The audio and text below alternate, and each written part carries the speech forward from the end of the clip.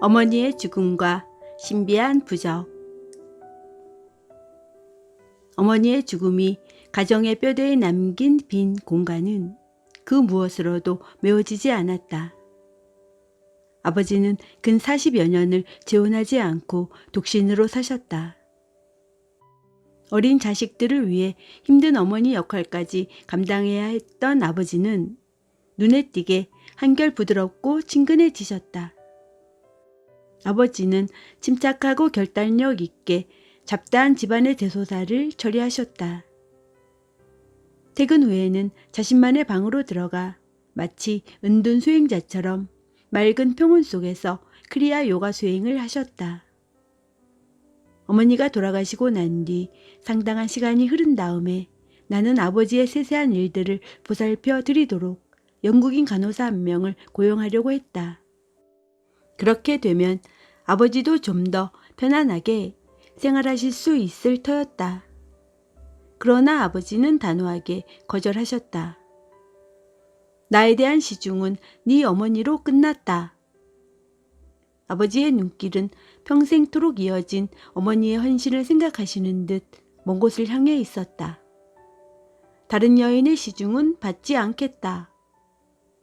어머니가 돌아가신 지 14개월이 지나고 나서 나는 어머니가 내게 중요한 메시지를 남겼다는 사실을 알았다. 아난타 형이 임종을 지켰는데 그때 어머님의 말씀을 기록해 두었다고 한다. 어머니는 1년이 지나면 그것을 나에게 전해주라고 했지만 형이 미뤄왔던 것이다. 형은 어머니가 생전에 신부감으로 정해놓은 여자와 결혼하기 위해 곧 바레일리를 떠나 캘커타로 갈 예정이었다.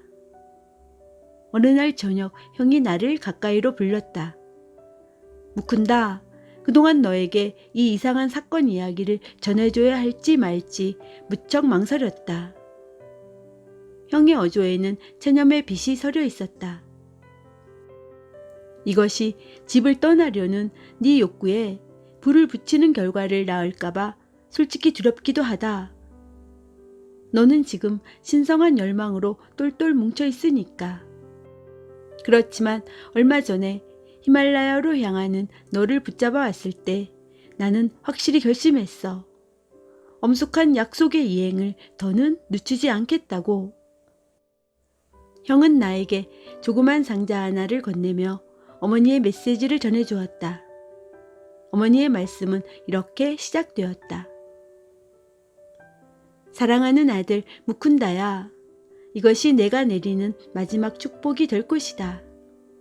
이제 너의 출생과 함께 잇따라 일어난 신기한 사건들을 털어놓아야 할 때가 되었구나. 네 운명의 여로를 내가 처음으로 알게 된 것은 네가 아직 내 품에 안긴 갓난아기였을 때란다. 그때 너를 데리고 바라나시에 있는 나의 구루댁을 방문한 일이 있었지. 앞에 앉은 많은 제자들에게 가려서 깊은 명상에 잠겨 앉아있던 라이리 마하시아님의 모습이 간신히 눈에 들어왔단다. 나는 너를 토닥이면서 위대한 구루께서 너한테 눈길을 주고 축복을 내려주시기를 기도했다. 경건한 침묵의 기도가 점차 강렬해지고 있을 때 그분은 눈을 뜨고 나에게 가까이 오라고 손짓하셨다. 다른 제자들이 길을 열었고 나는 그분의 곁으로 다가가 성스러운 발밑에 절을 올렸지. 라이리 마하시아께서는 너를 당신의 무릎에 앉히고 손을 네 이마에 갖다 대며 영적인 세례를 베풀어 주셨다. 젊은 어머니여, 그대의 아들은 요기가 될 것이오.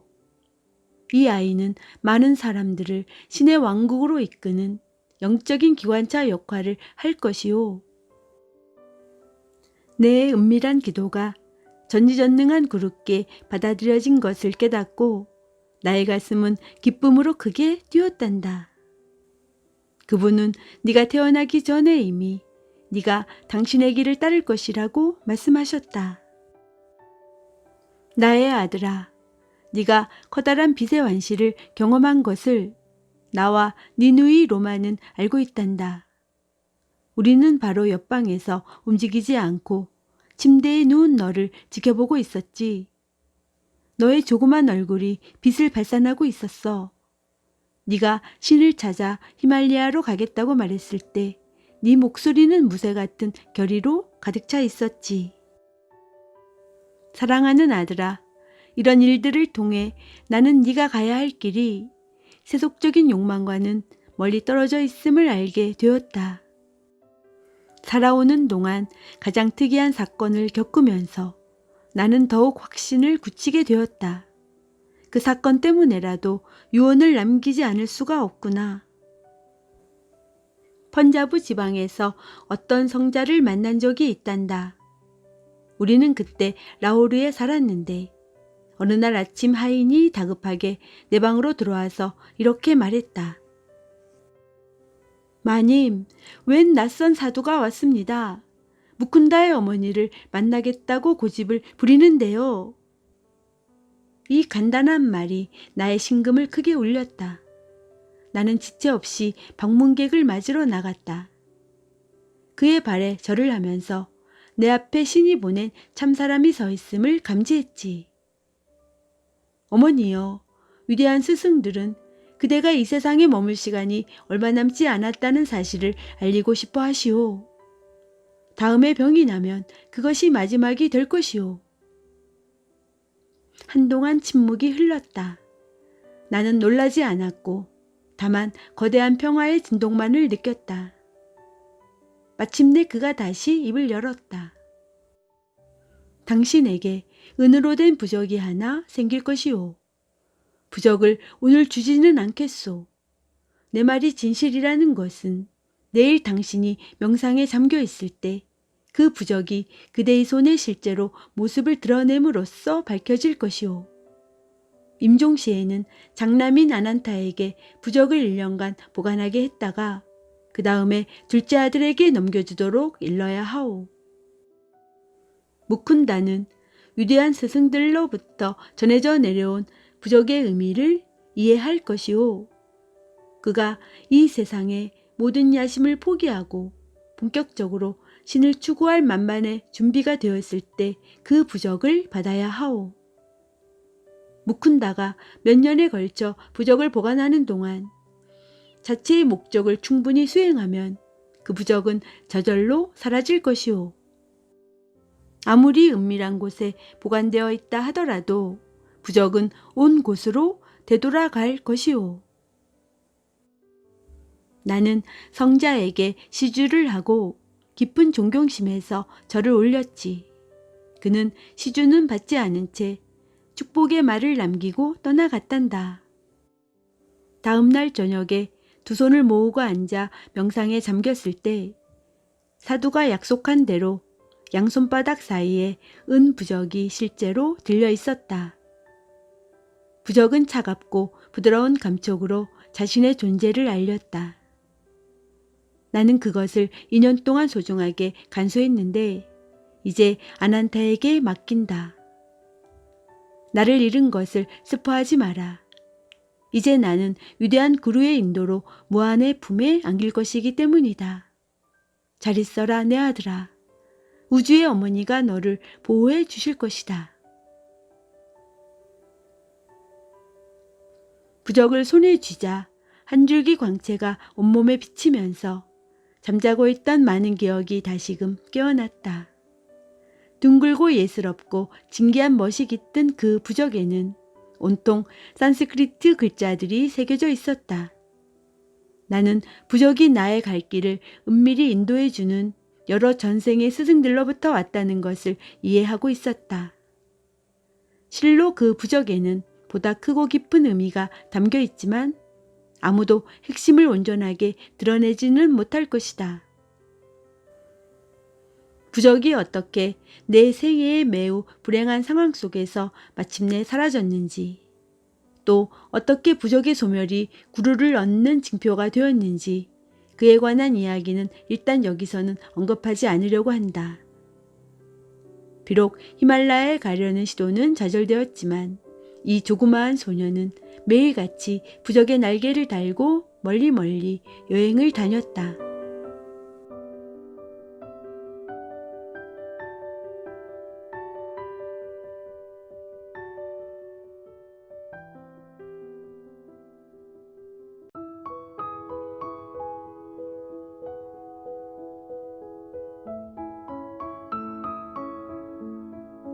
56년간 금식한 여자 요기. 그녀의 이름은 기리발라입니다. 그녀는 어떤 요가 기술을 사용해서 먹지 않고도 살 수 있습니다. 그녀는 북벵골 근처에 살 때 나와 아주 가까운 이웃이었죠. 그래서 자세히 관찰할 기회가 많았는데 음식을 먹거나 물을 마신다는 증거는 전혀 없었습니다. 마침내 관심이 극도로 고조된 나는 마하라자에게 찾아가서 조사를 해달라고 부탁했죠. 마하라자는 내 이야기를 듣고 놀라서 그녀를 자신의 궁궐로 초대했습니다. 그녀는 기꺼이 시험을 받기로 하고 궁궐의 작은 방에서 문을 잠근 채 2달을 지냈습니다. 나중에 궁궐에 다시 와 20일 동안 시험을 받고 또다시 3번째로 와서는 15일 동안 시험을 받았습니다. 마하라자는 3번의 조사를 통해 그녀가 틀림없이 먹지 않고 지낸다는 것을 확인했다고 말했습니다. 내 마음속엔 스터디 바보가 들려준 이 이야기가 25년이 넘도록 남아 있었습니다. 결론적으로 내가 말했다. 미국에서 때때로 나는 그 요기니를 만나기 전에 세월이 그녀를 하늘로 데려가지 않을까 걱정했습니다. 그녀는 나이가 상당히 많을 거예요. 지금 어디에 사는지, 아니 아직 살아있는지조차도 잘 모릅니다.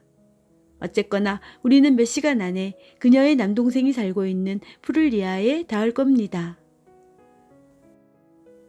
10시 반경 우리 일행은 성녀의 남동생인 푸를리아의 변호사 람보다르 데이를 만나 이야기를 나누었다. 예, 누님은 살아 계십니다. 누님은 때로 여기 와서 저와 함께 지내기도 하지만 지금은 비우르에 있는 고향집에 계십니다.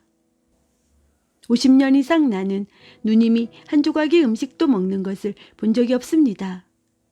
세계의 종말이 온다고 해도 누님이 음식 먹는 것보다 덜 놀랄 일입니다.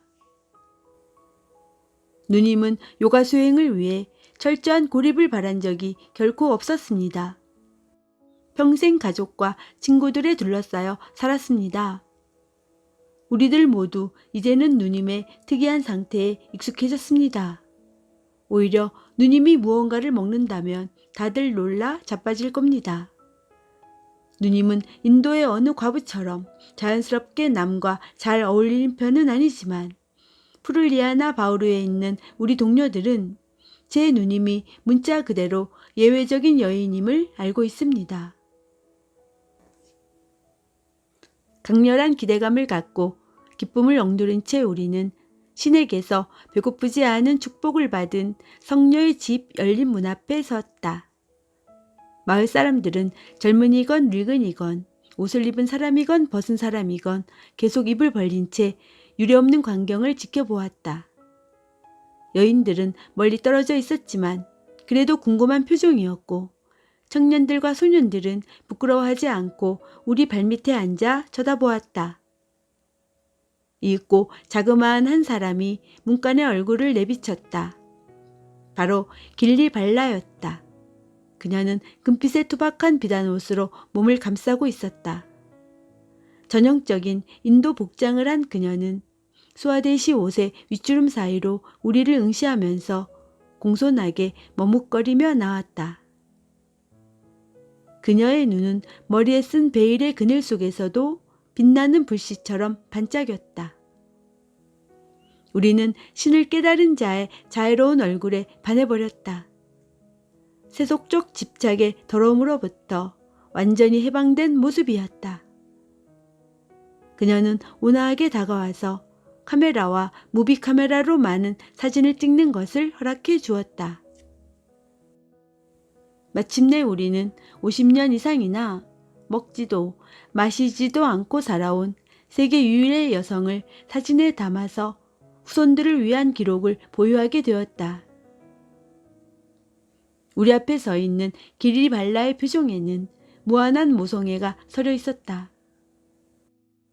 얼굴에는 매우 깊은 평화와 순결한 모습이 드러났다. 크고 가볍게 떨리는 어린아이 같은 입술, 여성스러운 코, 빛나는 두 눈, 무언가를 생각하는 듯한 미소에서 그런 표정이 나타났다. 그녀는 주부가 승려에게 인사하는 관습대로 나에게 프로남 인사를 했다. 소박한 매력과 조용한 미소가 그 어떤 달콤한 수사보다도 우리를 더 따뜻히 환영해 주었다. 먼지투성이에 어려웠던 여정이 다 잊혀졌다. 이 작은 성녀는 베란다에 가부좌를 하고 앉았다. 세월의 흔적이 나타나기는 해도 야위지는 않은 모습이었다. 올리브색 피부는 여전히 맑고 건강해 보였다.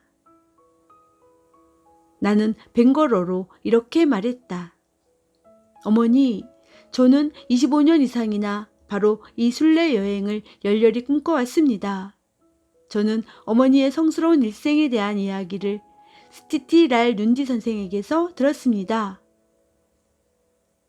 그녀가 잘 안다는 듯이 끄덕였다.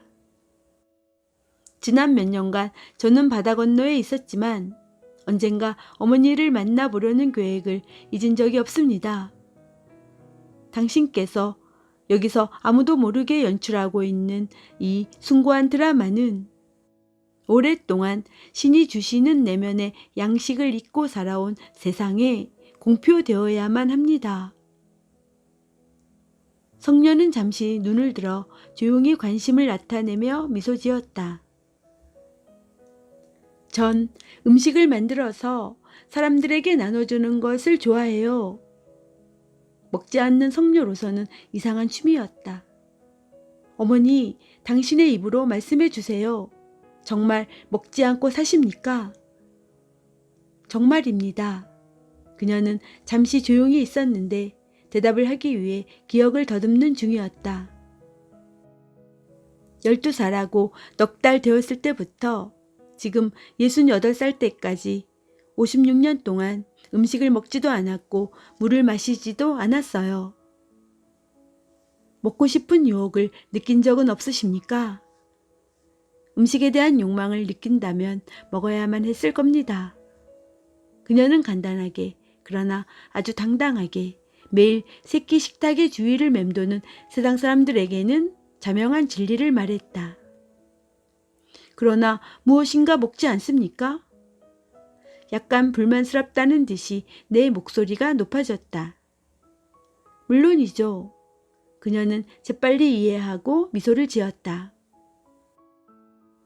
전 공기와 햇빛이라는 더 좋은 에너지와 숲내를 통해서 몸을 재충전시키는 우주 에너지로부터 영양을 공급받습니다. 어머니, 과거의 생애에 대해서 말씀해 주십시오. 모든 인도인과 바다 건너 형제 자매들까지 깊이 관심 가질 문제입니다. 그러지요. 나는 이 숲속 지역에서 태어났어요. 어린 시절은 탐욕스런 식욕을 가졌다는 점을 제외하고는 특별한 점이 없었습니다. 나는 9살가량 되었을 때 약혼을 했답니다. 어머니는 내게 자주 이런 경고를 하셨어요. 아가야, 너는 식욕을 조절해야 한다. 시댁에 가서 낯선 사람들과 살 때 매일 먹는 것만 밝힌다면 사람들이 너를 어떻게 생각하겠니? 어머니가 우려한 재난이 진짜 일어났어요. 내가 12살밖에 안 되었을 때 나와 부간제에 있는 시댁에 들어갔죠. 시어머니는 밤이고 낮이고 아침이고 가리지 않고 먹어대는 내 습관에 대해 창피를 주었습니다. 그러나 시어머니의 꾸지람은 실제로는 축복이었어요. 그 꾸지람들이 내 안에 잠자고 있던 영적인 성향을 일깨워 주었으니까요. 어느 날 아침 시어머니의 비웃음이 아주 무자비했던 적이 있습니다. 뼛속 깊이 찔린 나는 이렇게 말했죠. 제가 살아있는 한 절대로 음식에는 손도 대지 않겠습니다. 이 약속을 꼭 입증해 보이겠습니다. 시어머니는 비웃으면서 말씀하셨죠. 오냐, 먹기만 하면 과식을 해대는 너 같은 아이가 먹지 않고 살겠다고? 아무런 대답도 하지 않았지만 내 마음속에는 확고한 결의가 생겼죠. 그래서 외딴 곳에서 하늘의 아버지를 찾았습니다. 나는 끊임없이 기도했죠. 주님, 음식으로서가 아니라 당신의 빛으로 사는 법을 가르쳐줄 구루 한 분을 제게 보내주십시오. 법열의 상태가 나를 휘감았습니다. 나는 기쁨의 마력에 쌓여 겐지스 강가에 있는 나와부간지 곁으로 향했어요. 가는 도중에 시댁 집안에서 모시는 수행자를 만났죠. 나는 의심 없이 믿고 이렇게 얘기했어요. 존경하는 분이시여, 제가 어떻게 하면 먹지 않고 살 수 있을지 가르쳐 주세요. 그는 말없이 나를 보시더니 마침내 위로하듯이 말했습니다. 아가야, 오늘 저녁 사원으로 오너라. 너를 위해 특별한 배다의식을 베풀어 주리라. 이런 모호한 답변은 내가 찾던 대답이 아니었어요. 그래서 계속해서 밭으로 갔지요. 아침 해가 물속을 비추고 있었습니다. 나는 신성한 입문의식을 치르듯 겐지스 강에서 몸을 깨끗이 씻었죠. 젖은 옷을 걸치고 강둑을 떠날 때 눈부시게 널리 빛나는 불꽃 속에서 나의 구루께서 내 앞에 모습을 드러내셨습니다. 그분은 부드러운 동정의 목소리로 말씀하셨죠. 사랑하는 아가야, 나는 네 간절한 기도를 들어주기 위해 신이 보내신 구루이다. 그분은 특별한 너의 기도에 깊이 감동하셨다. 오늘부터 너는 영계의 빛으로 살 것이다. 네 몸의 원자들은 무한한 전류로 충전될 것이다. 그 가트는 외딴 곳이었지만 그래도 나의 구루는 내 주위에 보호의 빛을 드리워서 그곳을 찾는 다른 목욕객들이 나를 방해하지 못하도록 했습니다. 그리고 육체를 유한하고 거친 음식에 의존하는 데서 해방시키는 크리아 기법을 가르쳐 주셨죠. 그 기법은 어떤 만트라를 사용하는데 보통 사람들이 할 수 있는 것보다 조금 어려운 호흡 훈련을 하는 것입니다. 크리아 외에 어떤 약이나 마술도 포함되지 않았습니다. 나는 아이를 가진 적이 없고 여러 해 전에 혼자 되었습니다. 잠은 아주 조금 잡니다. 자는 것이나 깨어있는 것이나 나한테는 같아요. 낮에는 집안일을 하고 밤에는 명상을 하죠. 계절에 따라 기후의 변화를 아주 조금 느끼고요. 아프거나 큰 병을 알아본 적이 전혀 없습니다. 우연히 다쳤을 땐 가벼운 고통만을 느끼죠. 또 배설도 하지 않아요. 나는 맥박과 호흡을 조절할 수 있어요. 환시 중에 가끔 나의 구루와 함께 다른 위대한 영혼들을 보곤 합니다. 내가 물었다. 어머니, 왜 다른 사람들에게 먹지 않고 사는 방법을 가르쳐 주지 않습니까? 이 세상에서 굶어 죽어가는 수많은 사람들을 위한 내 열망은 곧 산산이 부서졌다. 그녀는 머리를 흔들면서 말했다. 안 됩니다. 나는 구루에게서 비밀을 누설하지 말라는 엄명을 받았어요. 신이 만드는 창조의 드라마를 가지고 장난하는 것을 바라지 않으시거든요. 내가 많은 사람들에게 먹지 않고 사는 법을 가르쳐주면 농부들도 내게 감사하지 않을 겁니다. 달콤한 과일도 쓸모없이 땅바닥에 굴러다닐 테고요. 불행이니 기한이 질병이니 하는 것은 궁극적으로 우리에게 삶의 진정한 의미를 찾게 하는 우리의 업보가 휘두르는 채찍과 같습니다. 나는 천천히 말했다. 어머니, 특별히 먹지 않고 살게 된 이유는 무엇이라고 생각하십니까? 인간은 곧 영이라는 것을 증명하기 위함이고 신성한 진보를 이룸으로써 점차 음식이 아니라 영혼의 빛으로 사는 법을 배울 수 있다는 것을 보여주기 위해서입니다. 성녀의 얼굴은 지혜의 빛으로 가득 차 있었다. 성녀는 깊은 명상에 빠져들었다. 시선이 내면을 향하자 부드럽고 깊던 눈빛이 무표정해졌다. 한숨을 한번 쉬었는데 그것은 숨을 쉬지 않는 버벨의 상태로 들어가는 전주였다. 잠시 동안 그녀는 질문을 받지 않는 내적 기쁨의 천국으로 달아났다. 아쉬운 작별 시간이 다가왔다. 우리 앞에는 느릿하고 지루한 여정이 남아 있었다. 성녀가 눈을 뜨자 나는 이렇게 부탁했다. 길이 발라요. 사리옷 한 조각을 기념으로 주십시오. 그녀는 곧 바라나시 비단 조각을 가지고 돌아와서 손 안에 펴고는 갑자기 땅바닥에 엎드렸다. 나는 존경스러운 마음으로 이렇게 말했다. 어머니, 오히려 제가 당신의 축복받은 발을 만질 수 있도록 해 주십시오.